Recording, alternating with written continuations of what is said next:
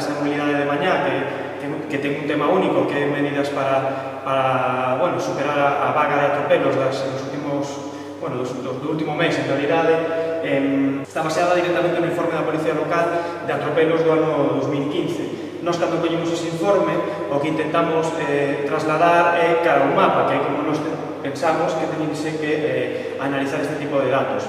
Se o levamos para un mapa, e podedes ver aquí na proxección, vemos que as liñas máis grosas é onde se concentran o maior número de atropelos. Vemos que hai unha clara relación directa entre os atropelos e as zonas con alta densidade de tráfico, que é o que nos denominamos a ronda, e os accesos, a Avenida Marcelo Macías, a zona da Avenida de Zamora e a proxección cara a Saínza, a Rúa do Progreso ou o acceso da Avenida de Santiago. E outra rúa moi concreta que é a zona de Ramón Puga e a Residencia. Vemos tamén con moi malos ollos a análise que fai o Partido Popular e o equipo de goberno deste informe. Por que?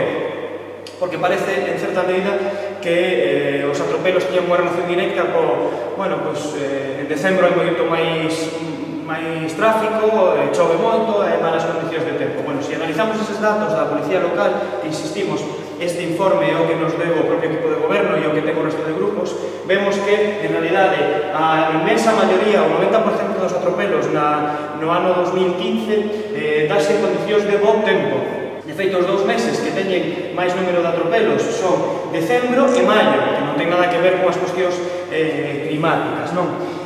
Tamén estamos moi preocupados por como se iguala ao peón co vehículo motorizado, e parece ser que existan atropelos é responsabilidade do peón, porque cruza por zonas indebidas, non? Cando en realidade, se vemos este informe da Policía Local que analiza os 55 atropelos do ano 2015, vemos que a metade dos atropelos danse directamente enriba dun paso de peóns. O 75% son causas imputables directamente ao conductor. Despois, no perfil de víctima, no perfil de persoa atropelada, a metade, máis ou menos, é maior de 60 anos. É dicir, o perfil tipo da persoa que é atropelada en Ourense, maior de 60 anos, esa home muller, ese dato non o temos, maior de 60 anos, que, cruzando por un paso de cebra, é atropelada por un coche e non ten a capacidade suficiente ou a reacción suficiente que pode ter unha persoa máis nova para afastarse, non? Por lo tanto, vemos que en realidade non existe esa igual na balanza, non? Entre peóns e vehículos. Depois o Partido Popular tamén falaba de que temos que estar contentos porque este ano foi o ano con menos atropelos na cidade de Ourense. Nos un momento xa dixemos que Ourense ten un problema, ten un cancro estrutural en materia de mobilidade, e é que se analizamos o número de atropelos dende o ano 2004, que é cando se nos dá esta serie histórica dende a Policía Local, vemos que rondan entre os 60 e os 70 atropelos.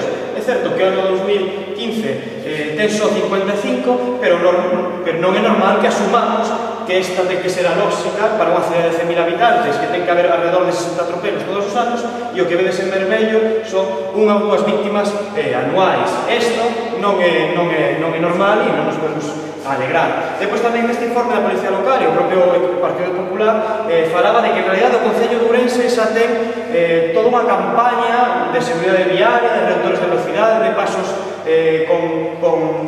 con lombos elevados, pasos de cebra elevados. Claro, se nos collemos ese informe da Policía Local e o vemos nun Excel, nunha táboa, é certo, é dicir, existen moitos, pero cando levamos a un mapa, que é realmente o que nos interesa cando traballamos con mobilidade, vemos que, se vos fixades, os circuliños son reductores de velocidade e as liñas son pasos elevados, non? Vemos que se concentran en zonas onde non hai tráfico, é dicir, no Polvorín, no Periquín, na Cruz Alta, na Cuña, na zona da Carballeira, é dicir, concéntranse os reductores de velocidade e os pasos elevados naquelas zonas onde teñen menos densidade de tráfico. A gas, estes 2 puntos en concreto na zona da Residencia, todo que é a ronda e accesos onde se deu a maior concentración de atropelos non ten ninguna sola medida de seguridade viaria. Depois tamén outra excusada que daba o Partido Popular era que a velocidade non influe, non? A velocidade non foi unha causa determinante. Claro, non influe segundo como vexamos. Entón, o que fixemos é analizar ese informe. No informe tamén se decía que Ourense xa conta unha cantidad enorme de zonas 30 e que en realidade que tampouco habería que apostar por esa liña. Bueno, cando nos levamos ao plano, en realidade sí que que vemos que existe unha gran cantidad de zonas 30, vedelo aquí, non?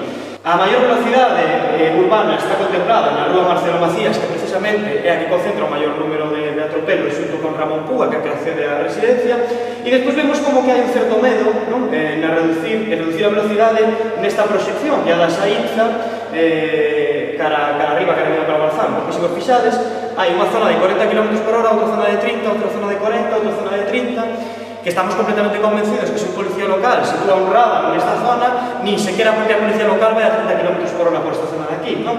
Entón, o que queda en evidencia isto é que é necesario reducir a velocidade nesta ronda e accesos e que non ten a día de hoxe elementos ou barreras físicas que o podan facer.